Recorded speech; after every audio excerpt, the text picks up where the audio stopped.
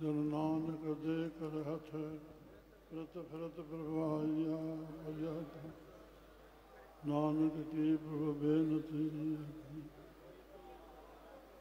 होवे सिबत खसम जी नूर वर्षों खसम जटिए सुधरिठे सते पातशाह मर जन्म जन्म सुधरिठे सते पातशाह मर जन्म जन्म।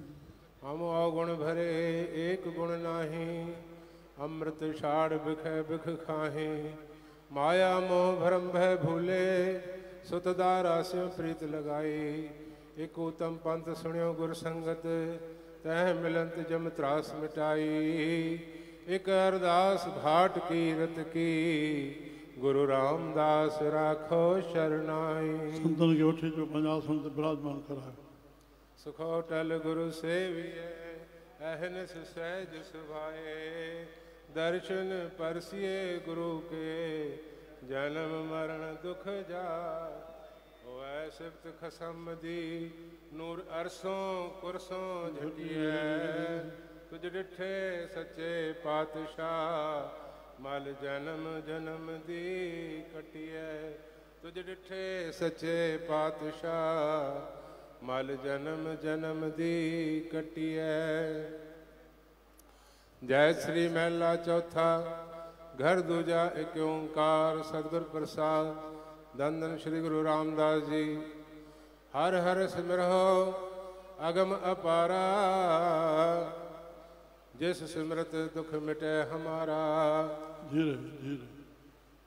हर हर सिमरहो अगम अपारा जिस सिमरत दुख मिटे हमारा हर हर सतगुर पुरख मिलावहो गुर मिलिए सुख होई राम हर गुण गावहो मीत हमारे हर हर नाम रखो उर धारे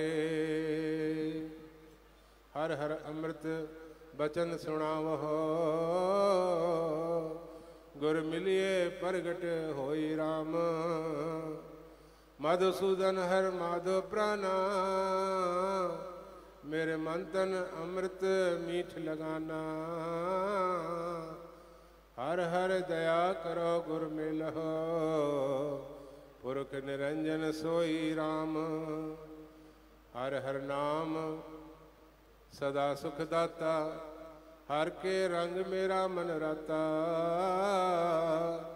हर हर महापुरख गुर मिलहो गुरु नानक नाम सुख होई राम हर हर नाम सदा सुख दाता हर के रंग मेरा मन राता हर हर महापुरख गुर मिलहो गुरु नानक नाम सुख होई राम गुरु नानक नाम सुख होई राम। बोल गुरु नानक साहेब की जय। सखी शहंशाह बाबा सुदाराम साहेब की।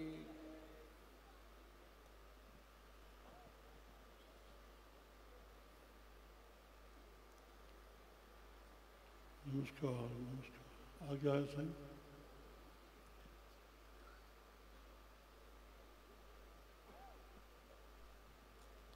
गुरु रामदास पातशाह जी धन संदन सुपात्र गुरु अर्जन देव ॿिन्हिनि जे लाइ कोई अखर पढ़ाई जो लिखियलु कोन्हे। श्री राम सते साले जा माता पिता गुज़ारे विया। नालो भाई जेठो हुयो। लाहौर चूनामंडी में गुरुद्वारो नानो वठी वियो। उनकी स्थिति भी कमज़ोर हुई। 13 साल उहो बि गुज़ारियो। छोरा ॿार थी पिया। उतां लॾे करे गोइंदवाल आया। कोहर विकिणंदो। साईं कंवर जा राम साहिब जो कोहर ठगी विया। कोहर जेठे जा गुरनि खे जी अंदरि वहिड़ा अचे जिन कई शेवा गुरनि जी से वया रंग में वठी साहिब तन ते राज़ी आहे सिक आहे जन जी सिक गुरु अमरदास बादशाह सेण थी करे गुरु अंगद देव जी शेवा कई। गुरु अंगद देव जी न्याणी अमरदास साहब जो भाटियो पढ़िया। 12 साल शेवा कयूं। 3 मील उल्टो वञणु, कोई रोड कोन आहे, बिजलियूं कोन, 4 सवेरे जी ॻाल्हि। 12 महीना सनानु कराइनि। 12 साल उहा शेवा हली। हाणे हेॾे रामदास साहब न्याणी दानी भानी ॿधिया हुयूं गुरु अमरदास बादशाह खे। मोहन मोहरी 2 पुट, गुरु अंगद देव खे दासू ऐं भाई दातू 2 पुट, निम्या खिम्या ॿधिया हुयूं। गुरु नानक साहब खे 2 पुट हुआसीं, जिन सां रखूं। जवान थी ब्राह्मण खे चयो वियो कोई वर घर, छो जो दुर्जे लोचन सरबाना विद्वान अंतरे लोचन, विद्वान खे 3 अखियूं थींदियूं आहिनि, परे खां माण्हू ॾिसण। उहो अहिड़ी विद्या असांखे पढ़ाई, परे खां अंदाज़ ईंदो कहिड़े लोक में लथल आहे, कहिड़े लोक वेंदो। मन जे दाइरे में अचे थो, मुंहिंजे हथ माइको अचे वधे न कॾहिं। बुद्धि जे दाइरे सां अचे थो या आत्मा जे ख़्याल सां अचे थो, परे खां परख अचे। संत भॻवान जे रूप में ढकी वेठा हूंदा। सप्तलोचन धर्माना विद्वान ज्ञानी अनंत लोचन। उन महिल हे ॿार लंघियो, साम्हूं दृष्टि पई। ब्राह्मण चए थो हेतिरो ॿार हुजे, चए बसि इहो ई हुजे, हेतिरो ॿार हुजे। उन शेवा कई। अॼु अमृतसर साहिब गुरु रामदास दरबार एडिशन मां वटि ईंदी आहे। 80,000 रोज़ भोजन पाइनि था। हिन साल जी योजना ठाही अथऊं, 10 अरब, हेतिरा करोड़, हेतिरा लख, हेतिरा हज़ार, हेतिरा 100, 22 खां 23 ताईं एतिरो ख़र्चु हले थो 10 अरबनि में। राम 5 कलाक ख़ल्क दर्शन लाइ बीठे, काई कमाई हूंदी न, जवाब नथो मिले। इन वाणी खे मथो टेकींदा न, सचाई खे तस्लीम कयूं। पुराणियूं कथाऊं कहाणियूं न आहिनि, सचाई आहे। राम मुंहिंजी संगत प्यारी मुंहिंजे हृदय ते वेठल आहे।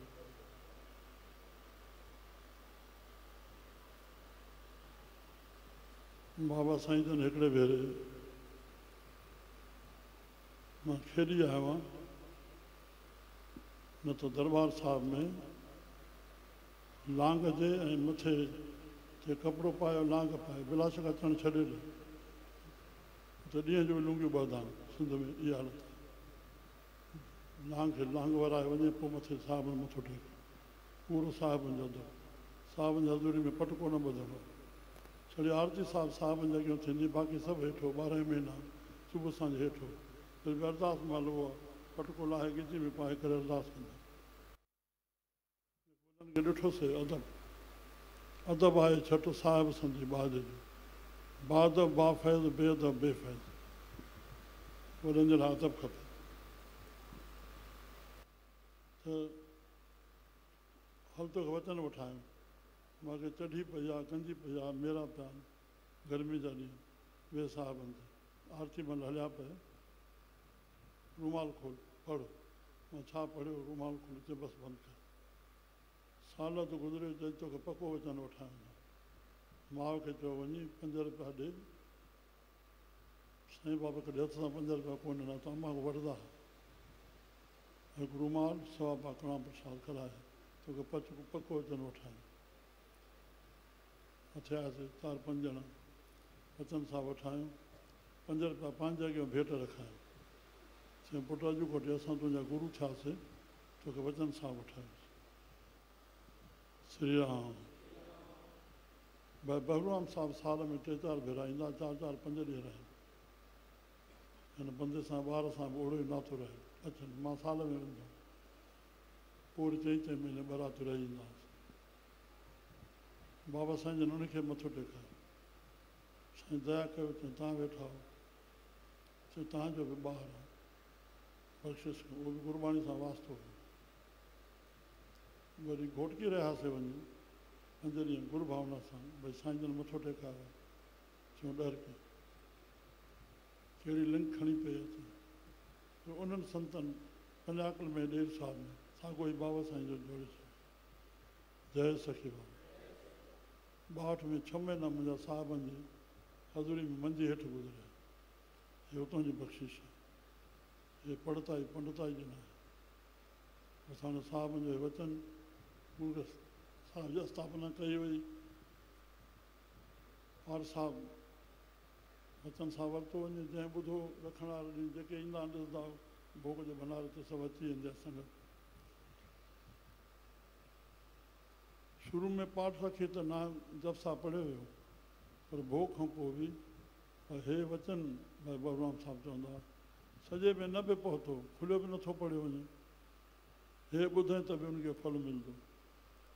इन उल्टे नमूने सां न वठूं, जीअं कबीर साहिब ऐं तुलसीदास ॿ सलोक चया आहिनि। कबीर संगत साधकी एक घड़ी आधी को पुन आध, संत जना की गोष्ठी जो की न सो लाभ। जेतिरो कबो लाभ आहे, न त न पुॼे त घड़ी अधु घड़ी ज़रूरु करे। इन दृष्टि सां हुन पोयों वचन ॿुधे उन मां बि, छो जो संत जेको प्रसाद प्रभु जो खणी आया आहिनि, ज्ञान जो खणी आया आहिनि, उनजो हिकिड़ो अखर अंदरि अची वञे, परिवर्तन हिकिड़े अखर सां ईंदो आहे, ॿिनि सां न ईंदो। जीअं जेको पुत्र संतान पैदा थींदा गर्भाधान में, जेको गर्भाधान में वञणु बिंदु आहे, उहो मां आहियां। उहे त टेड़े मोए थींदा, उनखे ताक़त जी ज़रूरत न रहंदी आहे। ते परिवर्तन मन जो ज्ञान जो प्रकाश थियो, उहो हिकिड़े अखर में थींदो। श्री राम। अलाए हिते साहिब हिन वाक में चलो कोई अखर है तुंहिंजो खजी वञे। हा, छा चओ? हर हर सिमरो बस वाह।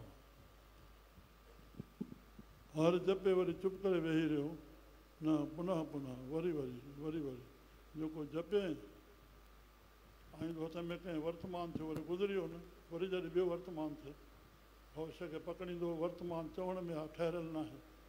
वर्तमान मां शब्द चयो गुज़री वियो न। श्री राम। हथ में वर्तमान आहे। हर हर सिमरो, सदाईं प्रभु जी यादि हुजे। सिमरो माना मन में यादि हुजे, प्रभु यादि। हिकिड़े अखर मां चवां, शायदि कोई इनकारी न थींदो। उहो अंदरि आहे त असां आहियूं न, जवाबु आहे सभिनी जो नथो मिले। उहो बोले थो त असां आहियूं न, बोलण वारो केरु आहे? शब्द, धुन, शब्द ऐं धुन जा असर बि थिया। आवाज़ु कंहिं विधो इन में? आवाज़ु कंहिं विधो? सम्झासीं? पहिरियों धुन, पोइ शब्द। विस्माद नाद, विस्माद वेद। त साहिब चवंदा हर हर सिमरो हो। ॿिली असां जेके बि आहियूं, पंहिंजे खे पाण आहियूं। असांजे छा सां माउ पीउ मिलियो आहे, भाइर परिवार, जेके कुझु मिलियो आहे। घोड़ो पाण कढो आहे, घोड़ो आहे, कढो पाण कढो आहे। 84 लख जूणियुनि जो जेके क़िस्म आहिनि, उहे पंहिंजे लेखे पाण आहिनि। ॿारु ऊंधो टंगिजी करके 10 महीना अंदरि पियो आहे, श्वास हले थो, पंहिंजे लेखे पाण आहे। सम्झ में अचे न? सचाई खे तस्लीम कयूं, इहा सचाई आहे न, कथा कहाणियूं न आहिनि। प्रभु जीअं रखियो आहे, उहो सत्संग गुज़ारण जो तरीक़ो सिखो। सुमत सत्संग मां न वठबी त इहो तन मन वक़्तु वाणी यश सभु असांजो विनाशता जे पासे वेंदो।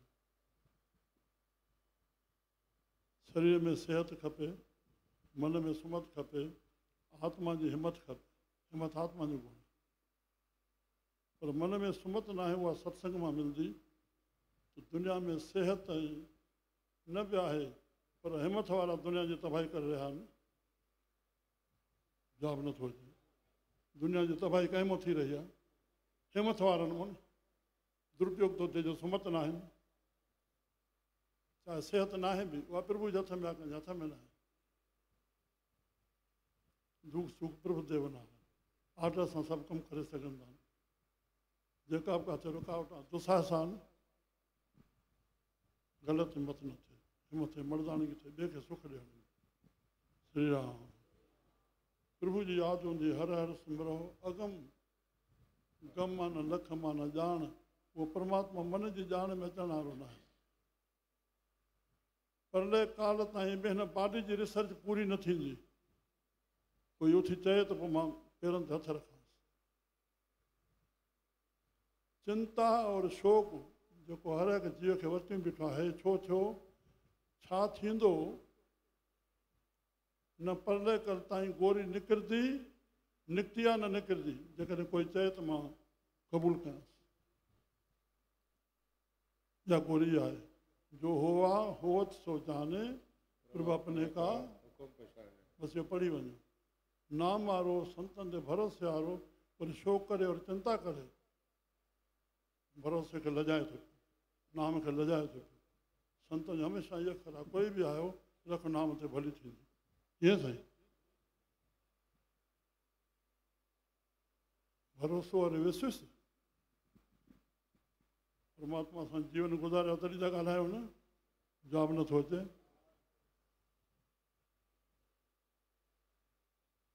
गीता जो पहिरियों अखर मां सिंध को आयुमि, कुझु कुझु कैलेंडर ॾिठुमि काथे घरनि में, वो पहिरियों पॉइंट छोड़ो मूंखे यादि में थियो, जो हुआ अच्छा हुआ, जो हो रहा है अच्छा हो रहा है, जो होगा अच्छा होगा, मथों तर्क उथायो वञे जे मथों। इन लाइ गुरुमुखनि खे हुकुम आहे, वेनती आहे, स्थिति जी दृष्टि सां पाण खां घटि खे ॾिसो। अरे तव्हांखे संतुष्टि अची वई, वरी बि साईं अहिड़ो त पाराए थो, अहिड़ो त खाराए थो, जीअं न करे हा त जवाबु नथो अचे। जॾहिं दुख ॾे परमात्मा सहलाए सहलाए सुख थो ॾे, सहलाए सहलाए दुख थो ॾे। थोरो वधनि वधाए जेसिताईं फोन वञे वञे तेसिताईं जवान वियो। राम सुञाई खे सीट आहे, कपिड़ कहिड़े ख़्याल सां भॻवानु ॾे, सम्झो था। जेकी बि ग़रीबी शाहूकारी दुख सुख सहलाए सहलाए साईं ॾे थो, हे जागे, दुख जॻाईंदो आहे, घाटो जॻाईंदो आहे, अपमान जॻाईंदो आहे, निंदा जॻाईंदी आहे, जेको हो पासो सुम्हाईंदो आहे। सचाई खे तस्लीम कयो, हार जॻाईंदी आहे, जीत सुम्हाईंदी आहे। संतनि जो पासो असांखे उल्टो सिखणो पवंदो। बसि हिते चऊं, अगम त मां वेनती रखां, परमात्मा खे ॼाणण जी कोशिशि न कयो। तूं बॉडी जे लाइ पिज़्ज़ा जो डॉक्टर पे चए खरबे कोशिकाऊं मग़ज़ में फिटिंग आहिनि, कीअं फिटिंग आहिनि, किथे बि नस जो दौरो घटि मथे थी वियो, घर जा माण्हू पागल छॾींदा। राम मुंहिंजा प्यारा, तंहिं लाइ प्रभु लाइ सिक पैदा कयो। जीअं सिक रहंदी उन बिरह में असांजा कर्म बि कटबा वेंदा, उनजे प्यार में। श्री राम। कांखी एक दरस्त हारो, कांखी नानक उन संग मोह, उन प्रश्न सां भिटाई साहिब चयो आहे, कतंदड़ियूं सेई, कतंदियूं माना सांस सांस में नाम जपींदियूं, जन खे कांध कताइयो, जिन खे प्रभु से सिमरहे जनाब सिमराहे। चओ से सिमरहे नानक तव्हांखे लागो पाए, जिन खे कांध कताइयो।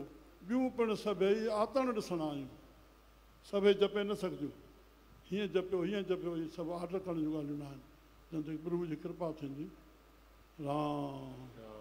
या फिलासफ़ी गुरु नानक साहिब भिटाई अहिड़ी ॾेई आहे, जीअं चलावे तीअं चलावे नानक, जीअं बोलावे तीअं बोलावे नानक। संत ईअं चवंदा न, जीअं प्रभु बोलाए थो, संसार काथे थो चए।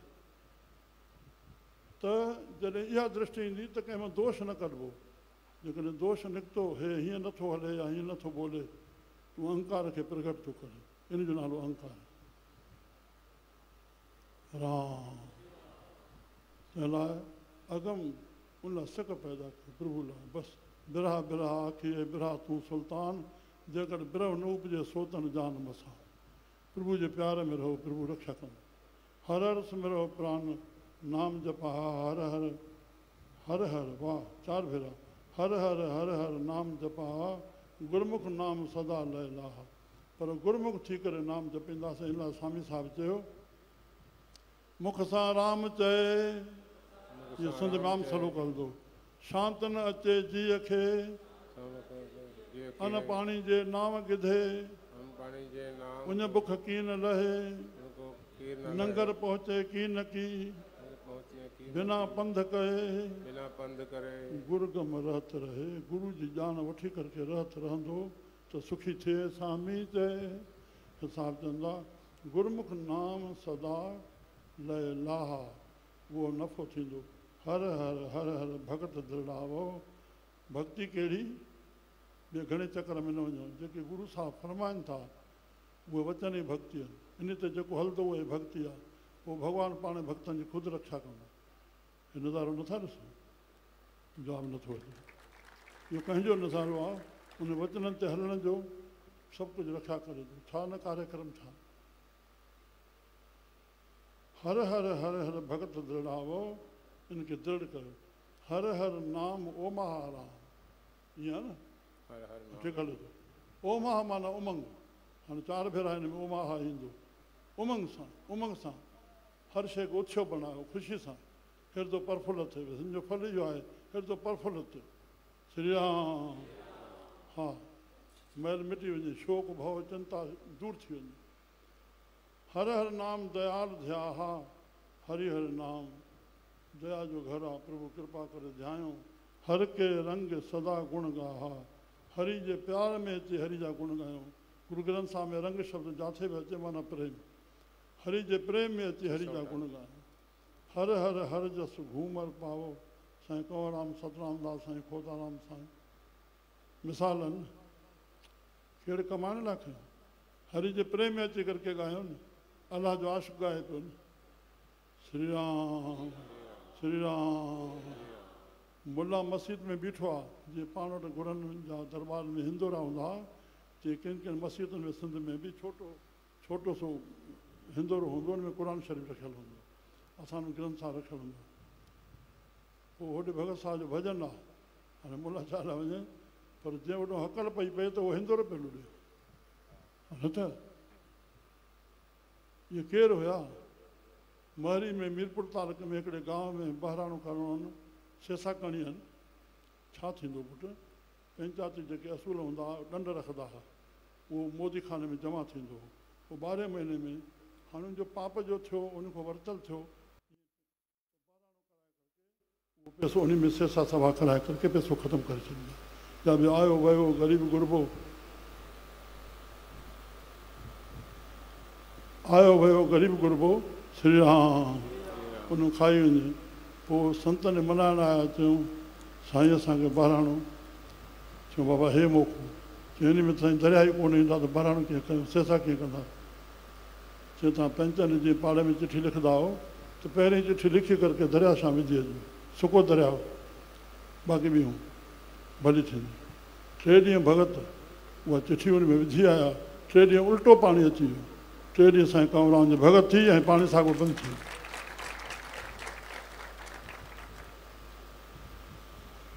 हर हर सिमरो अगम बदिलजी वियो। अगम अपारा जिस सिमरत दुख मिटे हमारा। जिस सिमरत दुख मिटे हमारा। श्री राम। हाणे मां थोरो दुख खे वर्णन खुलासो कयां। जेके त वेठा आहियूं सुख केतिरे बि क़दुरु सुखी आहियूं पर तॾहिं आहियूं जो वेठा आहियूं न जवाबु नथो अचे। पर सॼे हिते वेठलनि खां पुछो केरु मन करके दुखी न आहे कंहिं न कंहिं ॻाल्हि में जवाबु नथो अचे। हिते कॾहिं बि दुख मिटण जो अचे त एॾे अचे। मन में सुख शांती आनंद नाम में गुरू जे ज्ञान में मन खे सुख शांती आनंद। जेकॾहिं ओॾे न लॻाइबो त इंद्रियुनि जूं वासनाऊं मन जूं कामनाऊं और विकार इहे 3 हलंदा। भंवर शोक हलंदो।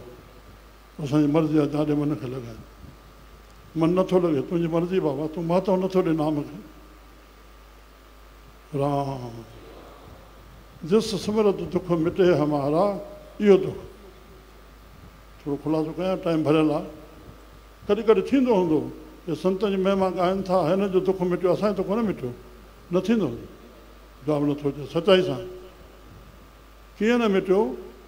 डॉक्टर ॾे जॾहिं वियासीं असां जॾहिं दर्द सतायो तॾहिं वियासीं न, उते पहुतासीं, ॾिठईं गोरी ॾिनई, हाली जेको थियो झलियो, टेस्ट कराए, अड़े तुंहिंजो पितो ई फितो पिया। जॾहिं टेस्टियूं करायूं, बाबा हे संभालियो, अरे बाबा मां कमकार कंदो रहियुमि, खाईंदो पीअंदो रहियुमि, मां कहिड़ी ख़बर त हीअ शइ हीअं आहे। सम्झ में आयो?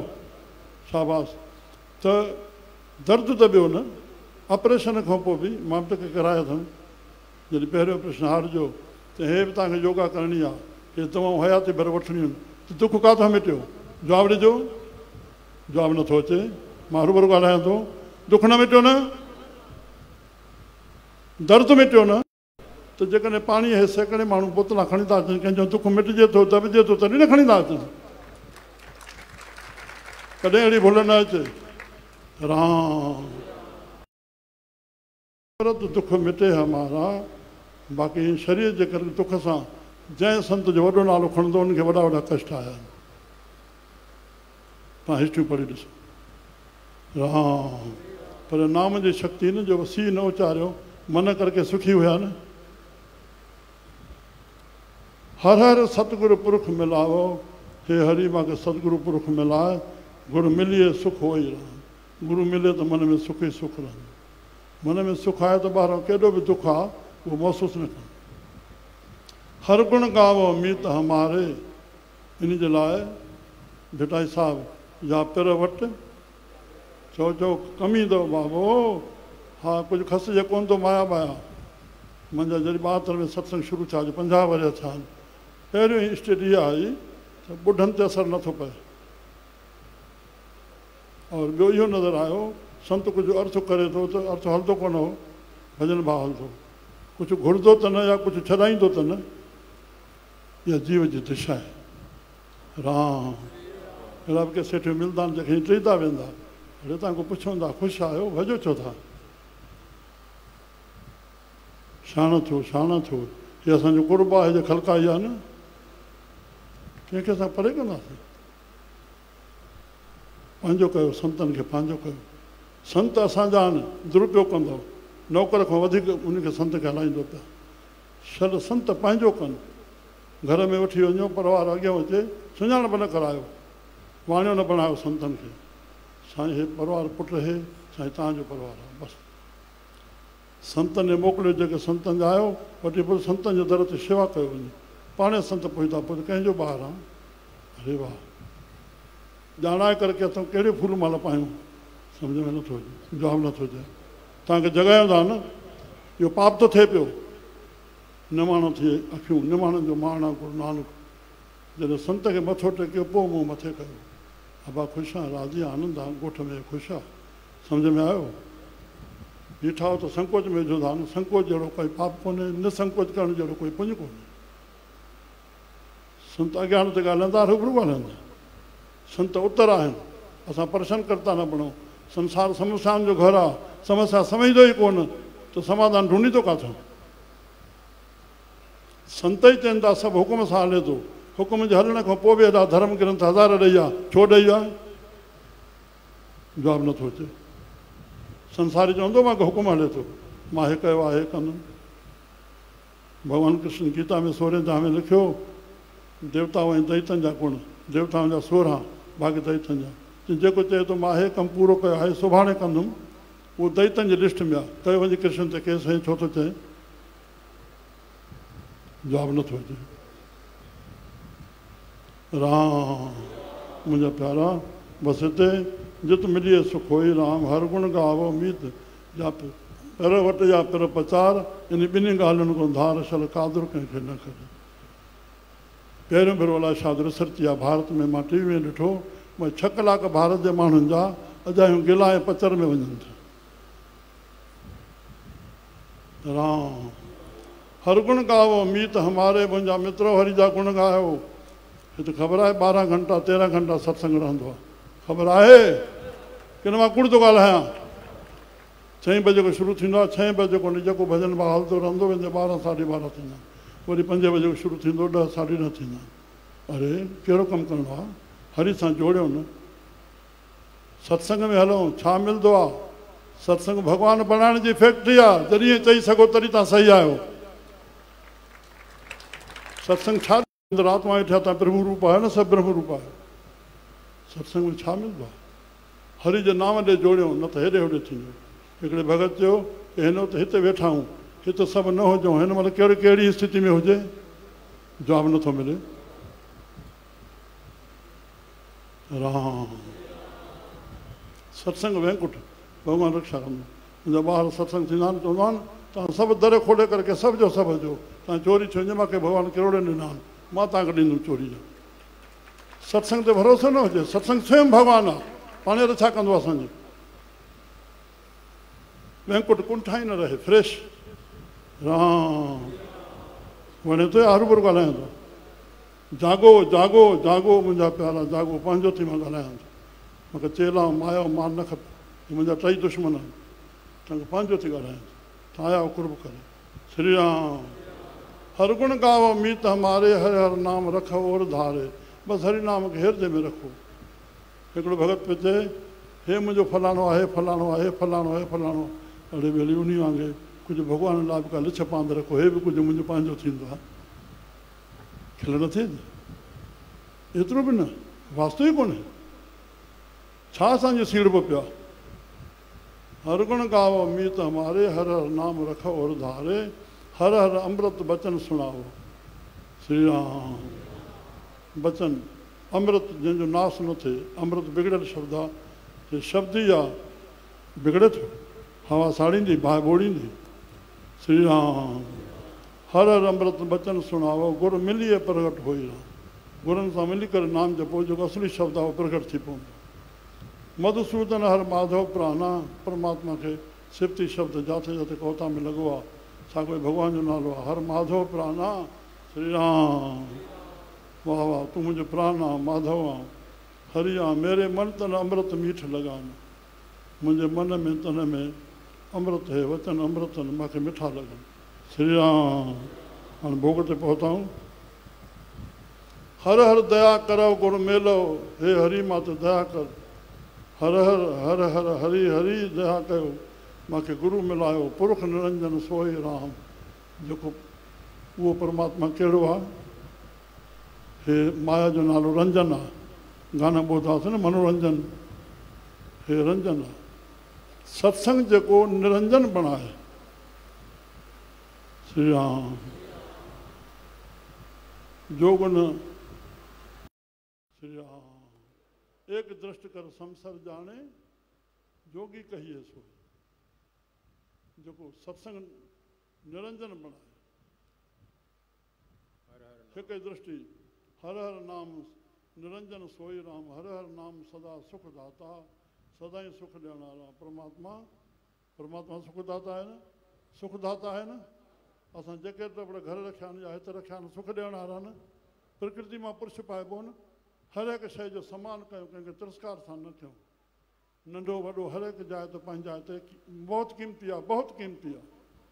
श्री राम मां न वधायां। हिकिड़ो डॉक्टर अखियुनि जो, स्वामी ओधरा साहिब जो मिसाल लिखियो। पोइ पंहिंजे अखियुनि में ख़राबी थी पियसि त ॿिए हकीम ॾे वियो, साॻियो अखियुनि वारे ॾे। अखि ठीकु थियसि, चए तूं छा छा वेचदो आहे? 39 दवाऊं हे बि पंहिंजी उन दारू में वेचदो हो।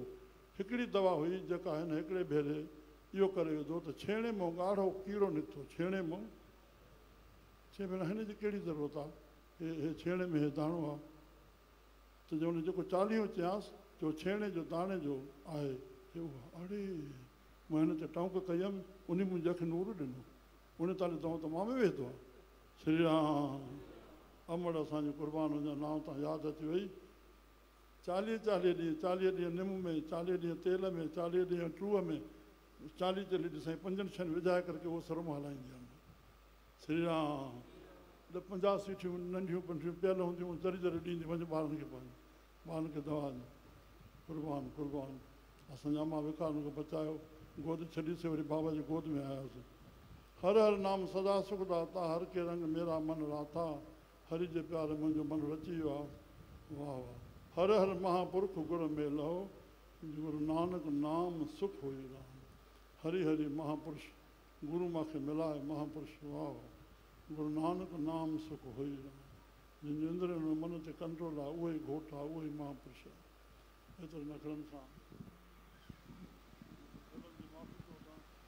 मौक़ो हिकु राष्ट्र जे नाम सां संदेश थी थो वञे न मां चवां या तव्हां बि चवंदव जवाबु नथो मिले सुबुह जो पलव महिल अधु महिमान हूंदा आहिनि शहर जा घटि हूंदा आहिनि हिन महिल सभु वेठा आहिनि तॾहिं थोरो विलम थिए थो जंहिंजे करके पर जेसिताईं हिकु ॿी ताईं गॾु संगत थिए नथी त असां भोग कीअं पायूं कहाणी इहो थो बणे श्री राम बसि खिमा कंदा हाणे प्रेम सां भोजन पायो ऐं वरी राति जो साॻो जीअं 8 बजे खां राति सवार थियूं 10 बजे हिते स्टेज जो प्रोग्राम शुरू थींदो सदाईं आभारी आहियां महिरबानी करे आयो सदाईं जी आहियो जय सखी बाबू भोग साहिब जो सभिनी खे लख लख वाधायूं कोई मोकिलण जी न करे छो जो वरसी जे राति असुल ही आहे जेका 14 साहिब आहे जेका असां मल्हायूं था सुबुह जो पलो पवंदो जीअं 6-7 जय सखी